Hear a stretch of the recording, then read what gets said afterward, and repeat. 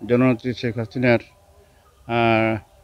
আওয়ামী লীগের নেতৃত্বে উদ্বুদ্ধ হয়ে আমি বর্তমানে আওয়ামী লীগ উপজেলা শাখার দপ্তর সম্পাদক পদে অব্যাহত আছি। সরাসরি বলতে 20 to 24 এটা সরাসরি।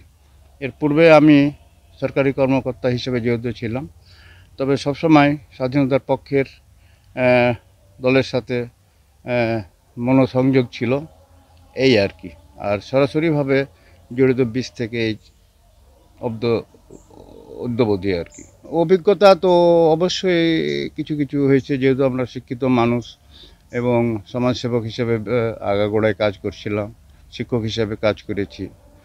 তবে আওয়ামী লীগ রাজনীতির আদর্শ উদ্দেশ্য অবশ্যই ভালো আছে, তবে নেতৃত্বের কিছু কাদা ছেঁড়াছিঁড়ি, স্বার্থবাদিতার জন্য নেতাকর্মীদের মধ্যে ইনার কন্ট্রাডিকশন, যেটা আত্মকলহ, এটা অব্যাহত আছে।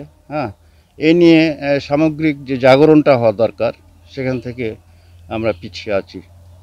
সম্পূর্ণ যেভাবে কাদা ছোড়াছুড়ির মধ্যে আছি, যদি এটা না থাকতো, সবাই যদি এক মন এক পৃষ্ঠে কাজ করতাম, তাহলে অনেক ভালো হতো আর কি। আমার আব্বারা আওয়ামী লীগ করত, আমার মেজ চাচা মুক্তিযোদ্ধার সাথে জড়িত ছিল। উনি যদিও মুক্তিযোদ্ধাদের সরাসরি অংশগ্রহণ করতে পারেনি, এবং সে সময়ের মুজাহিদ ক্যাপ্টেন ছিলেন, এবং সেই সময় পাক সেনাদেরকে তাড়া করতে গিয়ে রাজশাহী পর্যন্ত গেছেন। ফ্যামিলির এই ব্যাকগ্রাউন্ড দেখেই তো আমরা তখন হাই স্কুলে পড়ুয়া ছাত্র, এই দেখেই কলেজে গেলাম, ইউনিভার্সিটি গেলাম। এইভাবেই ব্যাকগ্রাউন্ড দেখে মুক্তিযোদ্ধাদের আত্মহতি, এইভাবেই এই তাদের চলাফেরা দেখেই উদ্বুদ্ধ হয়েছিলাম যে এই রাজনীতির সাথে এই দেশ উন্নয়ন করেছে, স্বাধীন করেছে, এই দেশের পক্ষে থাকা উচিত। এটাই বড় কাজ। যেহেতু আমরা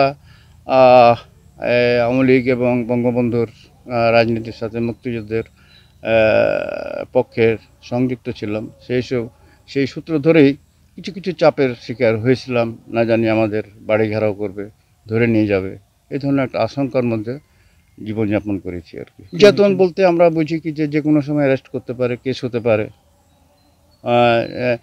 প্রতিপক্ষ যারা সে সময় ক্ষমতা দখল করলো, তারা হয়তো মারপিট করতে পারে, এই আশঙ্কায় জীবনযাপন করেছি।